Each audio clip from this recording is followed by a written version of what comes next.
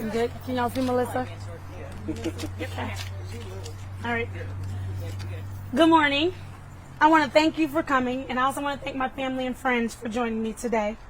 As you can see, we are standing outside of Flint City Hall, and there was a reason that I chose to stand here today to announce what I am about to announce. I chose to stand in front of City Hall because of what it represents. It represents a building where the residents' voices can be heard and where democracy lives. Being born in Flint, you're born with a special kind of grit and a special kind of resilience, one that almost makes it feel like you're bred to lead and to champion causes. So I stand here today to do what I was born to do and announce my candidacy for the 34th representative state seat. All right, all right.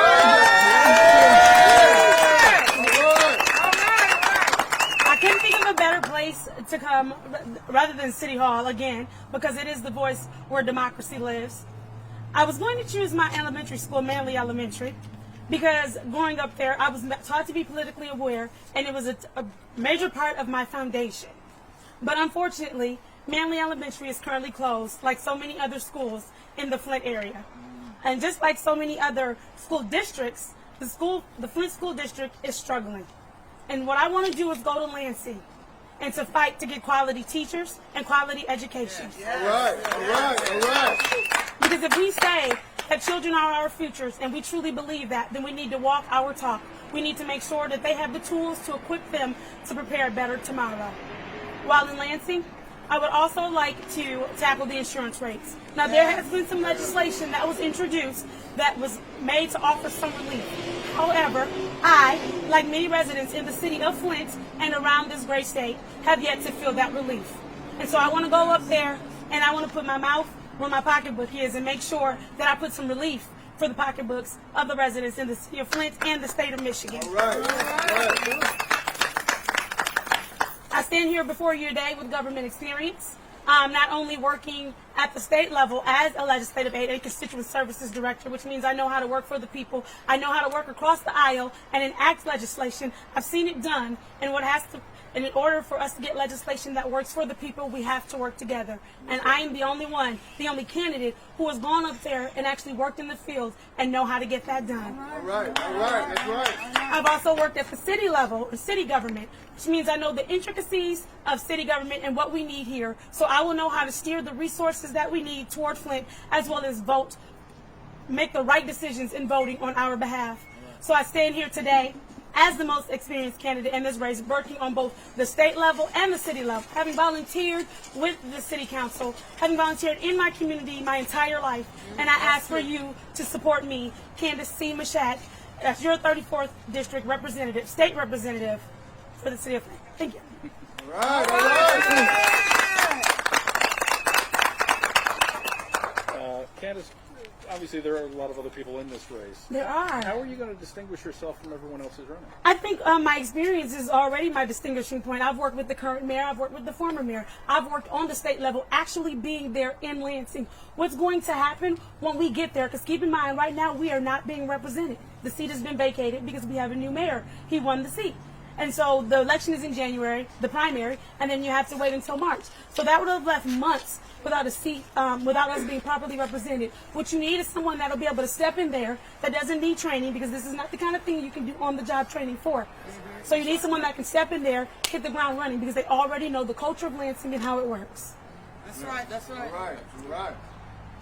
You're also running against some people who have been elected officials, have, basically, a history of organizing and getting elected. Is that a disadvantage? I don't think that it's a disadvantage. Again, I've worked for 2 elected officials, and one of them from beginning to end. So I think that I kind of know the ins and outs.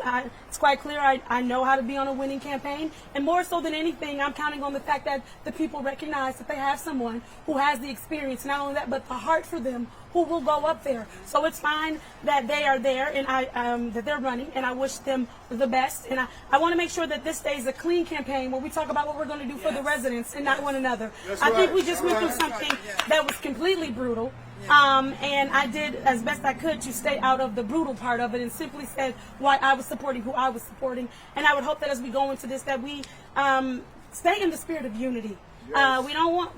The only tough choice we want the residents to make is whom to send up there based off of experience and who they think will be the best person. We don't want them to have to make it based off of clicks and this side and that side and ruining one another's reputations. I will not run that kind of campaign, and I hope that no one else will as well. All right.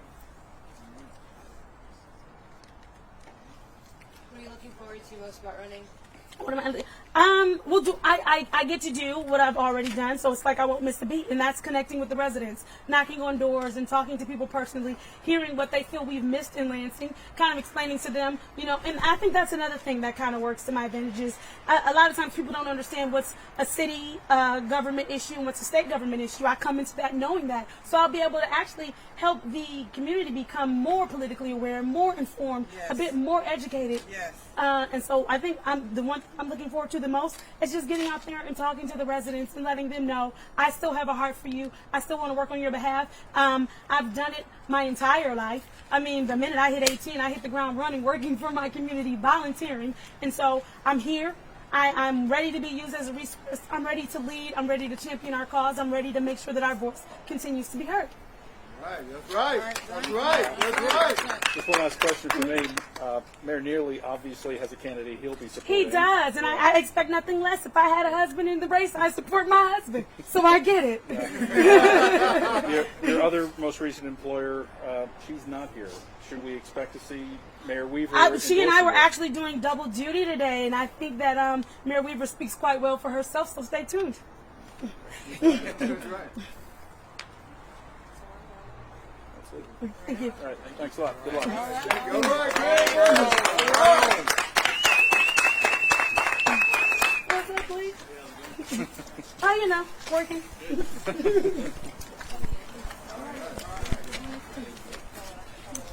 Candice, what are you doing now, by the way? What am I doing now?